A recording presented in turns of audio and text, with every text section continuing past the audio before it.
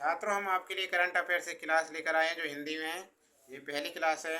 और देखिए, हम इसमें एक चीज़ बताएंगे आपके लिए।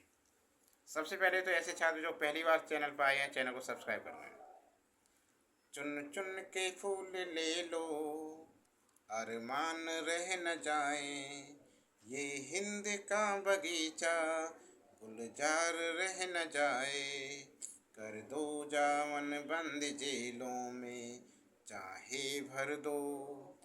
माता में कोई होता कुर्बान रह न जाए। यह पंक्तियाँ किसने लिखी, इनके बारे में भी बताएंगे आपके लिए। और जिसको पता हो वो कमेंट बॉक्स में लिखें कि ये किस शायर ने लिखी थी या कवि ने लिखी थी। और यह पहला देशभक्ति मुजरा था जिसे किसने गाया, ठीक है ना। कमेंट बॉक्स में लिखें। अब देखिए, क्लास देते हैं आपके लिए आगे। पहला प्रश्न आपके सामने है और अभी तक सब्सक्राइब नहीं कर रखा है, चैनल सब्सक्राइब कर लें, शेयर करें। देखिए, हाल ही में किसने 2024 world press photo of the year पुरस्कार जीता है? तो ये जीता है मोहम्मद सलीम ने। किसने जीता है? मोहम्मद सलीम ने। तो हाल ही में किसने 2024 world press photo of the year पुरस्कार जीता है? मोहम्मद सलीम ने। मोहम्मद सलीम कौन थे, किस लिए इन्हें ये पुरस्कार मिला? देखिए, राइटर्स के फोटोग्राफर मोहम्मद सलीम को गाजा में तबाही का मंजर दिखाने वाली एक तस्वीर के लिए प्रतिष्ठित world press photo of the year पुरस्कार से नवाजा गया था। जब ये वहाँ गए तो वहाँ एक महिला एक बच्चे के लिए, मृत बच्चे को लेकर बैठी थी, ठीक है ना। अगला देखो प्रश्न, हाल ही में अंतर्राष्ट्रीय यात्रा पृथ्वी दिवस कब मनाया गया है? तो ये मनाया गया है 22 अप्रैल को। कब मनाया गया है? 22 अप्रैल को। नेक्स्ट प्रश्न, हाल ही में कहाँ की सोमपेन जनजाति ने पहली बार मतदान में भाग लिया है? तो ये थी जनजाति ग्रेट निकोबार द्वीप की। ठीक है ना। नोट, सोमपन विशेष रूप से कमजोर जनजातीय समूह पीवीटीजी में से एक है। सोमपेन विशेष रूप से कमजोर जनजातीय समूह पीवीटीजी में से एक है। ग्रेट निकोबार द्वीप के घने उष्णकटिबंधीय वर्षा वनों में रहते हैं। ये कहाँ रहते हैं? सोमपेन जनजाति के लोग ग्रेट निकोबार द्वीप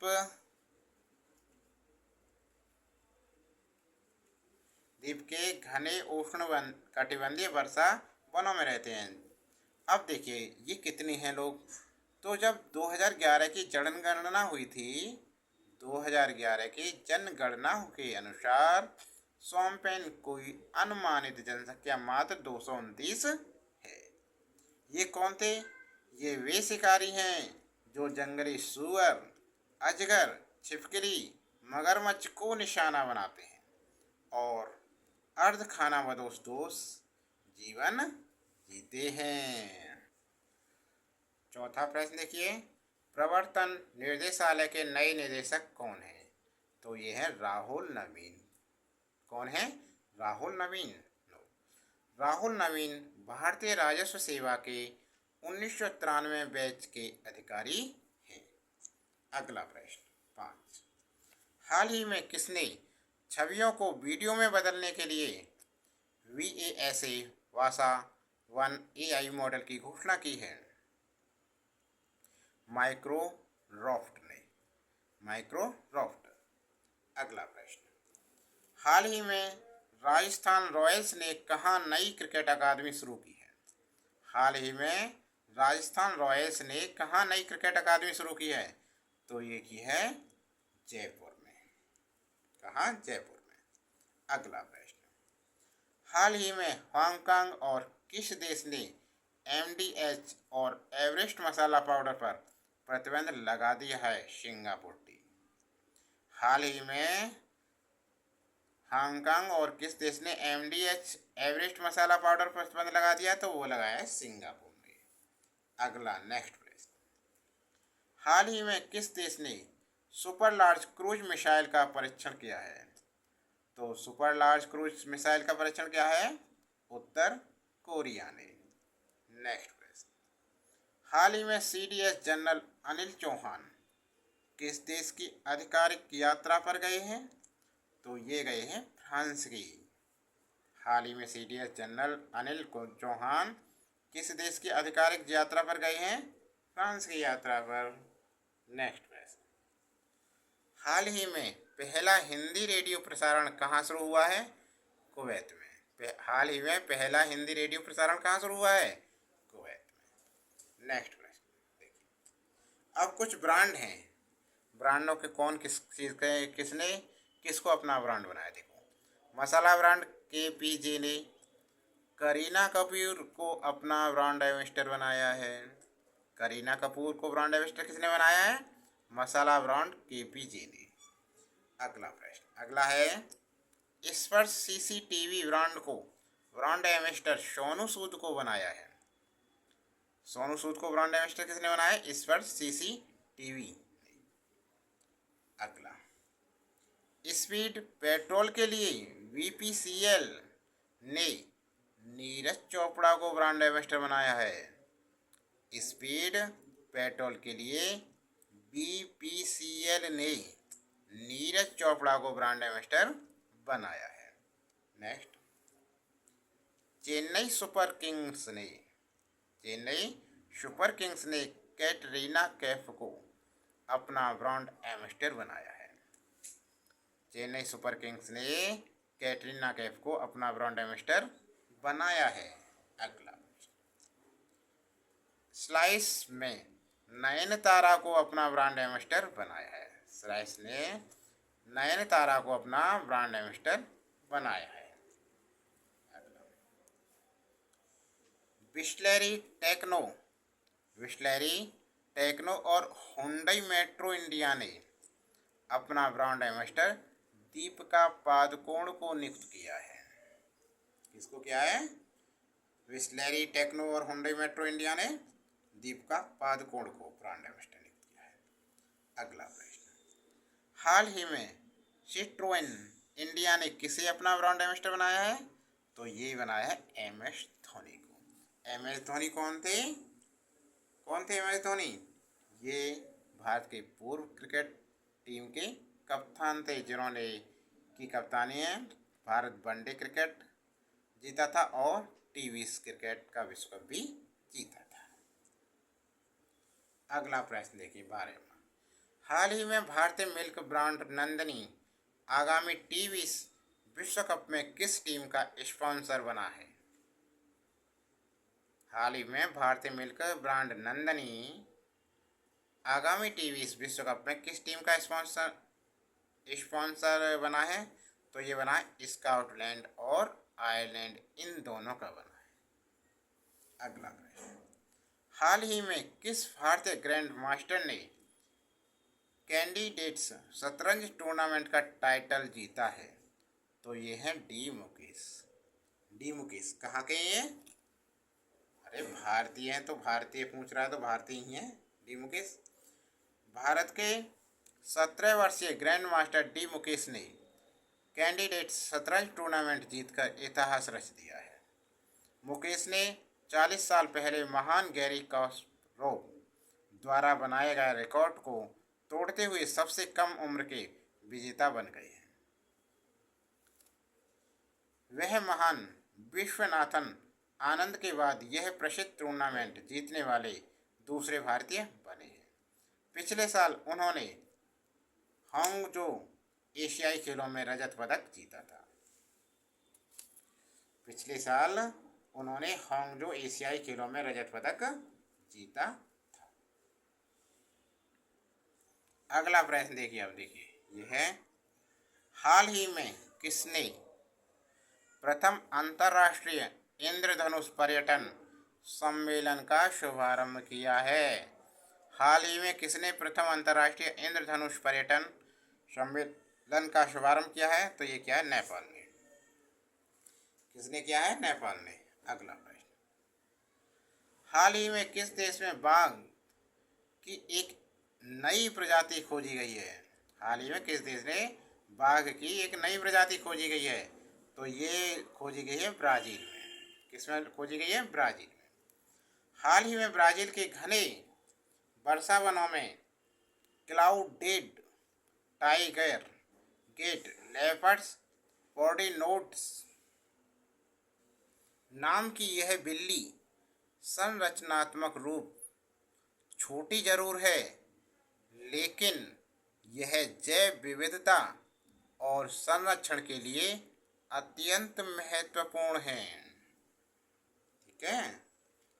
अमेजन वर्षावन, जिसे ब्राज़ील के वर्षावन के रूप में जाना जाता है, जो अमेजन वर्षावन हैं उन्हें ब्राज़ील के वर्षावन के रूप में जाना जाता है, ये भी ध्यान रखें। यह दुनिया का सबसे बड़ा अक्षुण्ण जंगल है। यह अकेले ब्राज़ील में 24 मिलियन से अधिक लोगों का घर है। यह अकेले ब्राज़ील में 24 मिलियन से अधिक लोगों का घर है, जिसमें 180 विभिन्न समूह के सैकड़ों हजारों स्वदेशी लोग निवास करते हैं। जिसमें 180 विभिन्न समूह के सैकड़ों हजारों स्वदेशी लोग निवास करते हैं ब्राज़ील के। अगला प्रश्न देखिए, हाल ही में अंतर्राष्ट्रीय यात्रा दिवस कब मनाया गया है? दोबारा से आ गया 22 अप्रैल को। नेक्स्ट, नेशनल फिल्म अवार्ड 2024 के विनर्स में बेस्ट हिंदी फिल्म का अवार्ड किसे मिला? गुलमोहर को। किसे दिया गया था? गुलमोहर को।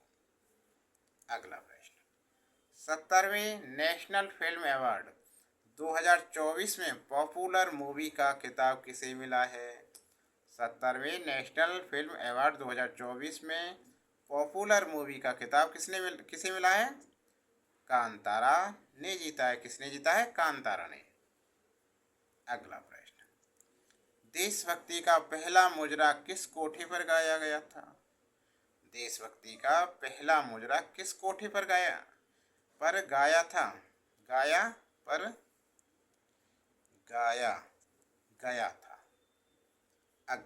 तो ये शुरू में ही हमने पूछा था आपसे, कमेंट बॉक्स में इसका आंसर लिखें। ठीक है ना। तो देखिए इसका आंसर अब, विद्याधरी ने काशी में कोठी पर गाया था देशभक्ति का पहला मुजरा। विद्याधरी थी जिन्होंने ये गाया था, कोई कवि गायक या वो नहीं था शायर। विद्याधरी ने काशी में कोठे पर गाया था ये देशभक्ति का पहला मुजरा। और विद्याधरी कैसी थी? ये क्रांतिकारियों को देती थी पैसे, जो भी कमाई होती थी उसे सभी क्रांतिकारियों को दे देती थी और क्रांतिकारियों के अपने पास रखती। कोई भी क्रांतिकारी आ जाता उसको अपने पास रख लेती थी और जब अंग्रेज पूछते तो कह देती ये हमारा कस्टमर है, यहाँ पर सुनने वाला है। ठीक है ना।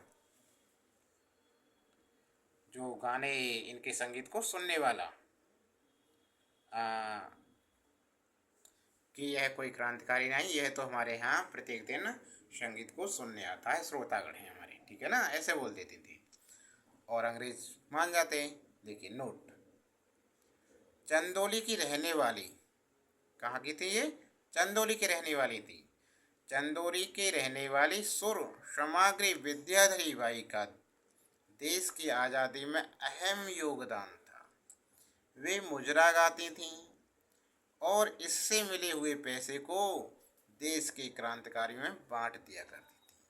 तो दोबारा से देखिए, जो गाना गाया था उन्होंने, मुजरा गाया था, ध्यान से सुने।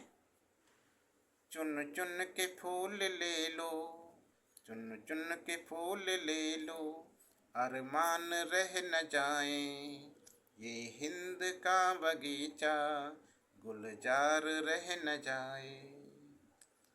कर दो जावन बंदी, जेलों में चाहे भर दो, माता में कोई होता कुर्बान रह न जाए, कुर्बान रह न जाए। यह किसी क्रांतिकारी कवि का शायर की पंक्तियां नहीं, बल्कि भारत का पहला देशभक्ति मुजरा है। जिसे चंदौली के जसूरी गांव की सुर सामग्री विद्याधरी बाई ने काशी के कोठे पर गाया था।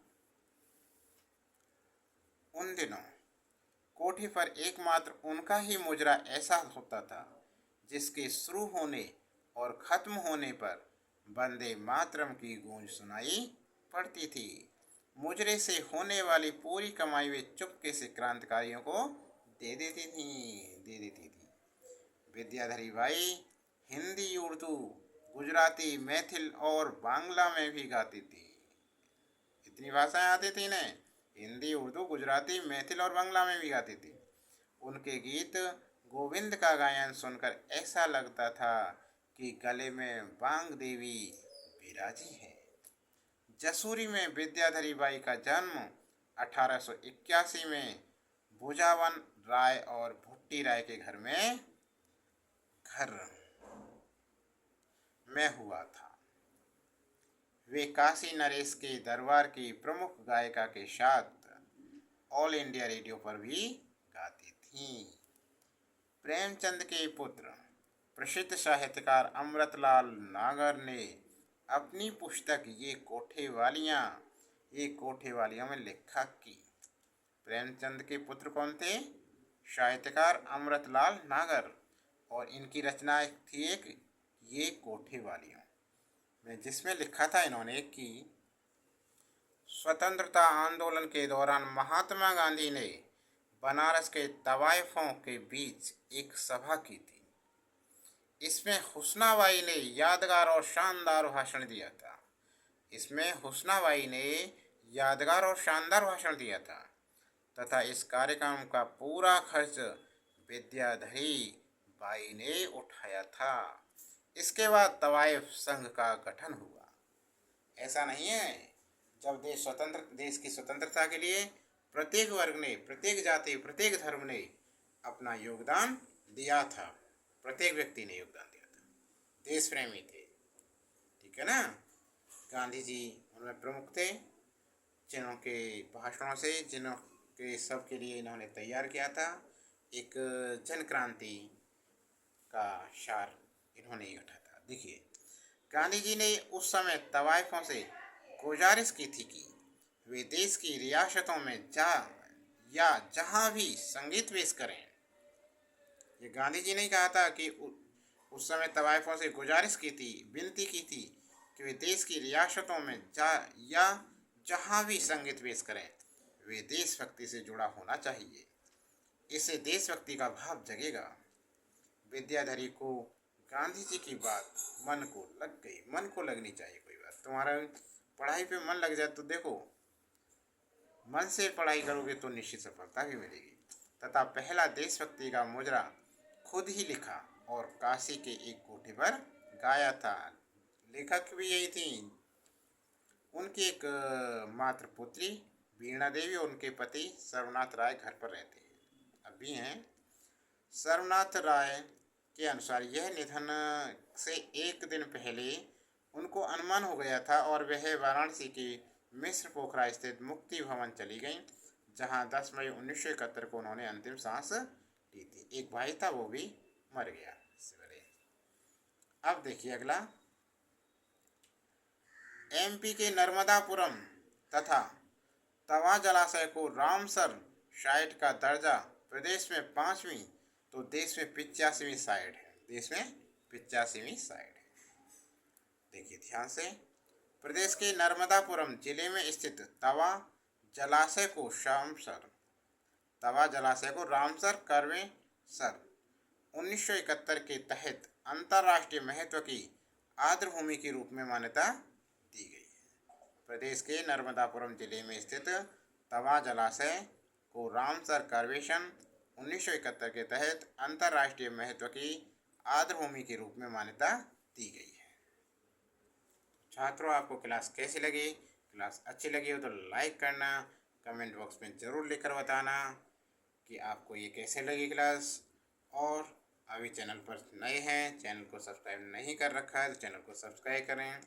हमारे चैनल पर यूपीएससी, यूपीपीसीएस, आरओ और यूपी बोर्ड की सभी क्लासें 9, 10, 11, 12 CBSE की क्लास हैं और SSC CGL, SSC CHSL, SSC GD अन्य सभी क्लासें दे रखी हैं। इनकी चैनल की प्लेलिस्ट में जाएं और सभी क्लासें ध्यान से देखें। सभी परीक्षाओं की क्लासें दी हुई हैं ज़्यादातर, ठीक है ना।